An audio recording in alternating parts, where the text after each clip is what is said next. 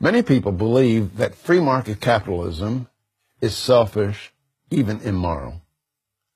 They say it's about greed, about hunger for money and power, that it helps the rich and hurts the poor. They're wrong. The free market is not only economically superior, it is morally superior to any other way of organizing economic behavior. Here's why. The free market calls for voluntary actions between individuals. There's no coercion. In a free market, if I want something from you, I have to do something for you. Let's say I mow your lawn, and you pay me $20. What does that $20 really mean? When I go to the grocer and say, I would like to have 4 pounds of steak, he in effect says to me, you want a lot of people to serve you. Ranchers, truckers, butchers, and packagers. All these people have to be paid. What did you do to serve your fellow man? Well, I say, I mowed my fellow man's lawn. And the grocer says, prove it. Then I offer him the $20. Think of the money that you've earned as a certificate of performance. It's proof that you've served your fellow man. People accuse the free market of not being moral because they say it's a zero-sum game, like poker, where if you win, it means that I have to lose.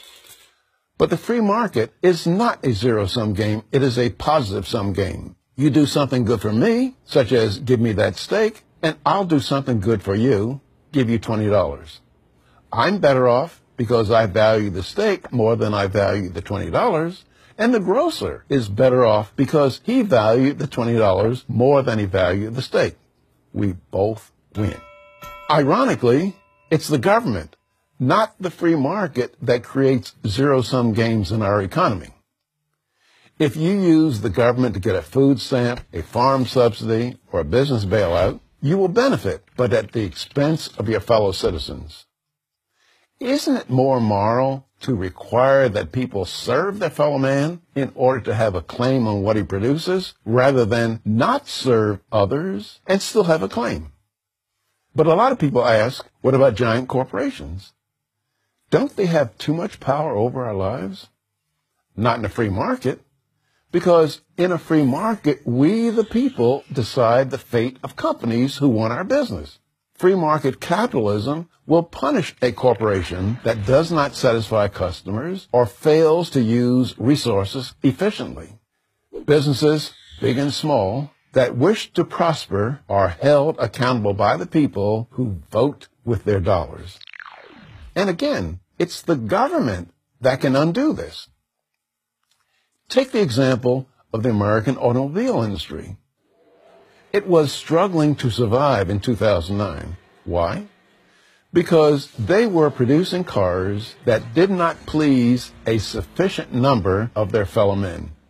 In a free market, they would therefore have gone bankrupt. The market would have said, look, you're done. Sell your plant and equipment to somebody who can do a better job. But when Chrysler and General Motors failed, they went to Washington, D.C., and got the government to bail them out. The government bailout essentially meant to them, you don't have to be accountable to customers and stockholders. No matter how inferior your product is, and no matter how inefficient you are, we'll keep you in business by taking your fellow man's money. When the government interferes in this way, it takes the power away from the people and rewards companies that couldn't compete successfully in the marketplace. That may work out very well for politicians, big unions, and corporate officers, but it seldom does for the taxpayer. That's why a free market system can only work if there is limited government. Limited government means you and I decide which businesses survive. That's the America that our founding fathers envisioned. A limited government that has only a few specifically mentioned or enumerated powers that are listed in Article 1, Section 8 of the United States Constitution. It's this brilliant limited government notion that produced the wealthiest nation in history. In a free market, the ambition and the voluntary effort of citizens, not the government, drives the economy. That is, people, to the best of their ability, shaping their own destiny. Sounds pretty moral to me. I'm Walter Williams of George Mason University for Prager University.